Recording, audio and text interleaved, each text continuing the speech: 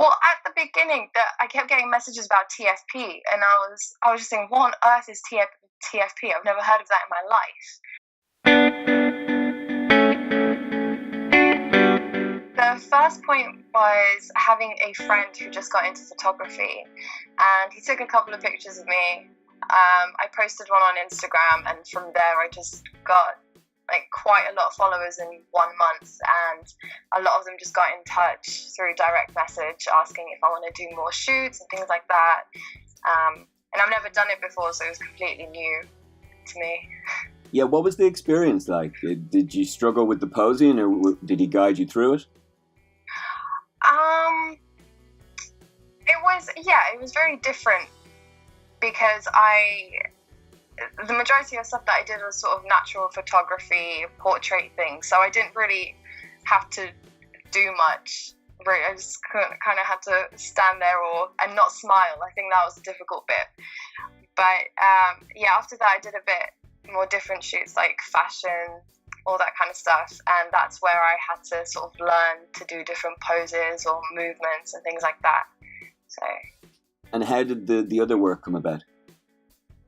The other work came about, again, through different people on Instagram saying they'd like to use my look for either like a clothing brand or a more editorial shoot. And I was really honest with them, and I said, listen, I haven't done this for very long. I don't really know what I'm doing. But they were really helpful in directing me and kind of what they wanted. So the photographers were really helpful. Were you getting paid for these jobs, or was it to build your experience? Well, at the beginning, I kept getting messages about TFP, and I was just saying, what on earth is TFP? I've never heard of that in my life. And then I had to Google it, find out it's time for print, you're not getting paid. But I didn't have a portfolio, so I was happy to do all of them. And then a lot of them just directly said, oh, we'll pay you this, or asking me, how much do you charge an hour? And that was completely new territory for me. I had no idea how much someone would be charging for an hour or anything like that. But I did my research and everything, and made a couple of profiles on different sites, including the Freelancer Club. And it's been really useful in just getting information to see what other people do as well. And how did you figure out your day rate or your hourly rate? Speaking to photographers that have been doing it for a while, there was one photographer who's been doing it for about 15 years, and he was just giving me a load of information about what certain models charge, whether you're a beginner, things like that. So then for me, it's also about negotiating as well. If it's someone that I really, really want to shoot with, then obviously you would negotiate with them. And is this something that's helped put a few quid in the bank while you're studying, or do you have another job, or do you need another job financially at the moment?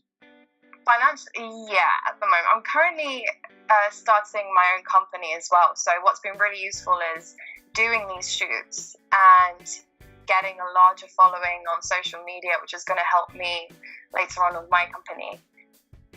Oh, cool. That's very exciting. Well, we'll talk about that in a bit. Sure. Tell us more about the idea of sort of figuring out how to be a model and, I guess, think a little bit like a business. It is. So at the beginning, it was just really, really fun. But I got back from a different holiday, and I had 11 shoots in a week and a half. And I realized, wow, this is a lot of time that I'm giving to this, that, I should probably get something out of it in a way. So I had enough pictures for portfolios and things like that. So then I started charging for it. And people were happy to. And for me, that was a shock. I was like, whoa, you want me for your pictures? That's great. So yeah. And any other bits? You mentioned a portfolio and building up some profiles. Have you started thinking about your brand, a website, a printed portfolio? I mean, how far did you get with that? It's still an ongoing thing, really. I'm going to wait till I get back home after I finish traveling, and then I'll see what I can do with it. Like, either make a Facebook page and be really active on it, or Instagram, or just think of a look or a brand that would really work. A lot of people have sort of mentioned, why don't you start blogging? Because that could be really useful as well. So, yeah.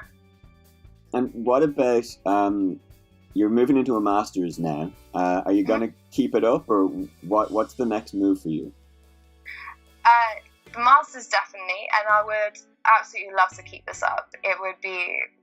It's a lot of fun. You get to meet so many different people and people who want to shoot with you again.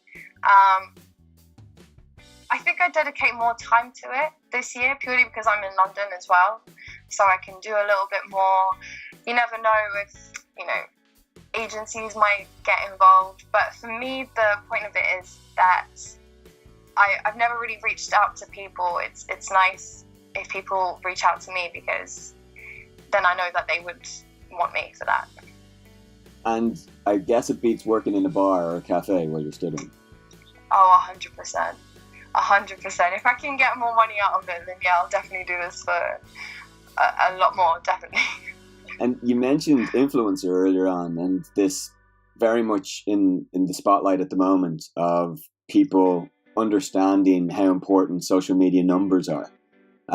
Has that always been something you've been interested in or aware of?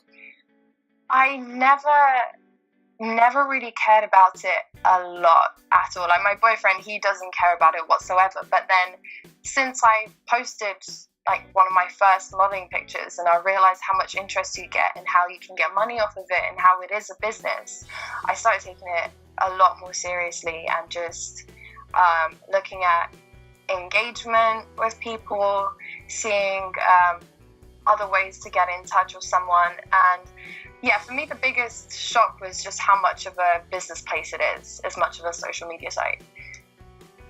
And so next moves for you in terms of the modeling will be to try and get more work, or are you looking to branch out in any other areas? I'd love to get more work. I want to try and do as many different types of shoots as possible. So I've done the fitness shoot, commercial, fashion, natural portrait is kind of the main thing that I'm used to. But the more I do, the better it is, and the more it shows that I can do. So yeah, just do a lot more work and a variety of work at the same time. And finally, last question. What have you learned from being a freelancer whilst being a student? To really take control of your own life and what you're doing. It's a lot nicer to be your own boss, I think. Amazing. Thank you so much, Maria.